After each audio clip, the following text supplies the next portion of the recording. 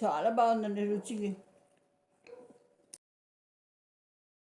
Chocolate muffins చేయబోతున్నాము. దానికి కావాల్సింది నేను మైదా పిండి కానీ షుగర్ కానీ ఏమీ వాడడం లేదు. దానికి షుగర్ బదులు వచ్చి డేట్స్ వాడుతున్నాను, మైదా బదులు వచ్చి రాగి పిండి వాడుతున్నాయి. ఇవి హెల్త్కి చాలా మంచిది.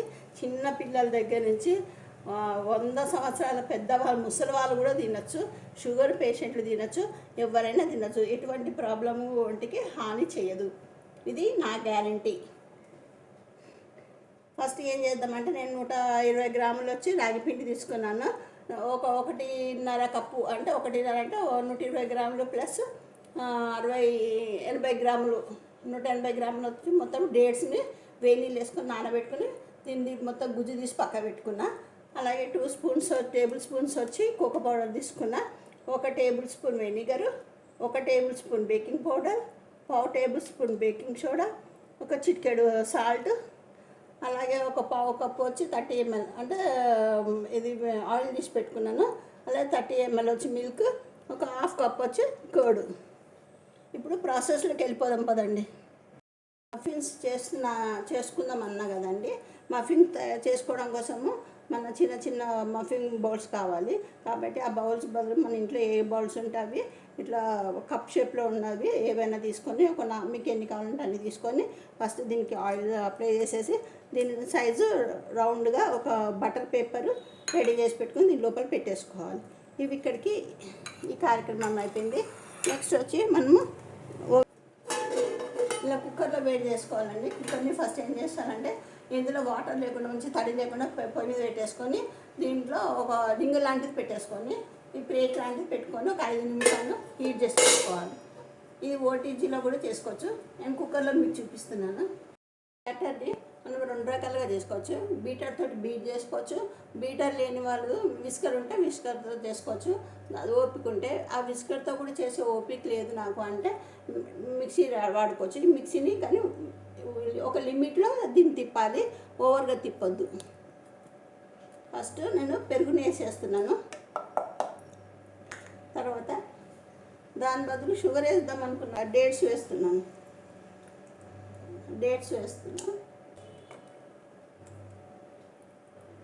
ఇంకొంచెం తీపి కావాలంటే మేము తీపిగానే తింటాము. నేను చప్పగా కాకుండా ఇది రాగి పిండిగా కొంచెం ఎక్కువ తీపిని చంపేస్తుంది కాబట్టి నేను 1.5 కప్పు డేట్స్ గుజ్జు తీసుకున్నాను.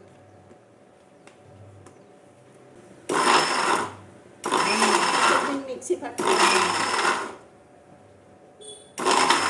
ఎక్కువ కంటిన్యూషన్గా తిప్పొద్దు, ఫ్రంట్ బ్యాక్ అనాలి.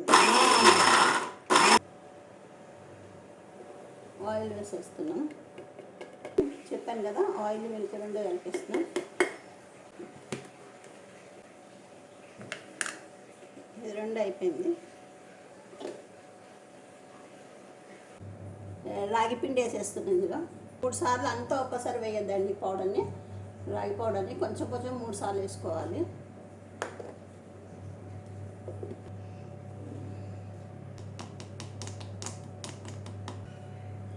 కొంచెం పాలు వేసుకుందామండి.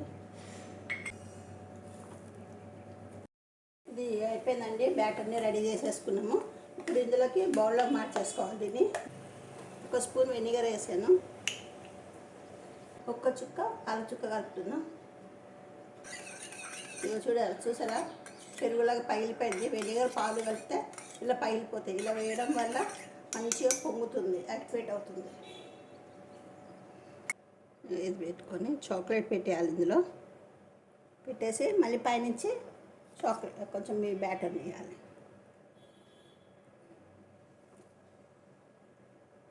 వండి పెట్టుకున్నాం కదా, ఇది సిమ్లో పెట్టుకున్నాం కదా, ఈ ట్యాప్ చేసినవన్నీ ఇలా పెట్టేసుకోవాలి.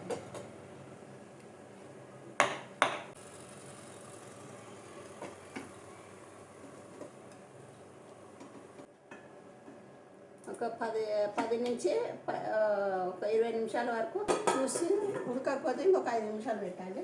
నేను ఇప్పుడు మంటని సిమ్ కన్నా మీడియం కన్నా కొంచెం పెడుతున్నా. దీన్ని ముందుగా ఏం చేస్తానంటే ఒక 10 మినిట్స్ ప్రీహీట్ చేసి పెట్టుకుందాము. 180 సెంటీగ్రేడ్ దగ్గర బేక్ ఒక 10 మినిట్స్ ప్రీ హీట్ చేద్దాము.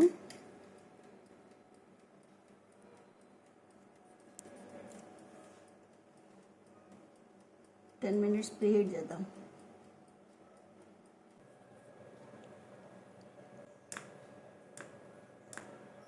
ఏమీ లేదండి, చాలా తేలిక. అయ్యో మా ఇంట్లో ఓటీజీ లేదు, బీటర్ లేదు, ఎలా చేయాలి అన్న బెంగనే లేదు అసలు. శుభ్రంగా మీ ఇంట్లో పిల్లలుగా హ్యాపీగా ఇంట్లో చేసి పెట్టుకోవచ్చు. బయట ఫుడ్ అవాయిడ్ చేయొచ్చు. అలా అస్తమానమ్మ బేకరీకి వెళ్ళి కేక్ కావాలి అని అంటారు కదా, అవన్నీ లేకుండా మీరు ఇంట్లో ఇలా తయారు చేసి పెట్టుకోవచ్చు. ఏ రకమైన కేకులైనా ఈ రకంగా చేసుకోవచ్చు. ఇంతేనండి. ఇప్పుడు దీన్ని ఓటీజీలో పెడుతున్నామండి. 20 మినిట్స్ పెట్టాను. బేక్ మోడ్లో పెట్టాను. 160 దగ్గర పెట్టాను. 180 దగ్గరైనా పెట్టేశాను. ఒకటే ఉంది కాబట్టి గమన అయిపోతుంది. ఇప్పుడు కుక్కర్లో చేసిన దాన్ని టేస్ట్ చేద్దాము.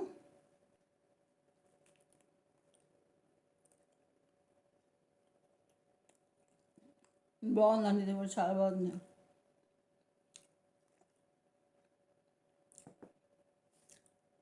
చాక్లెట్ లావా కేక్ని ఎలా ఉందో టేస్ట్ చేద్దామండి.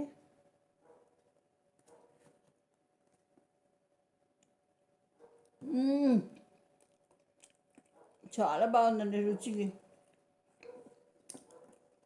తీపి సరిగ్గా సరిపోయింది. మంచి ఫ్లేవర్ తెలుస్తుంది. మనం పంచదార నోటి తీయగా లేకుండా ఖర్జూరం టేస్ట్, రాగి పిండి టేస్ట్ అన్నీ బాగా తెలుస్తున్నాయి. చాలా బాగుందండి. మీరు కూడా చేసుకుని తిని ఎలా వచ్చిందో నా కామెంట్ రూపంలో తెలియజేయండి. మీకు కనుక ఈ రెసిపీ నచ్చితే లైక్ చేసి, షేర్ చేసి, సబ్స్క్రైబ్ చేయండి. నా మరి కొత్త వీడియోలతో మీ ముందుకు వస్తాను.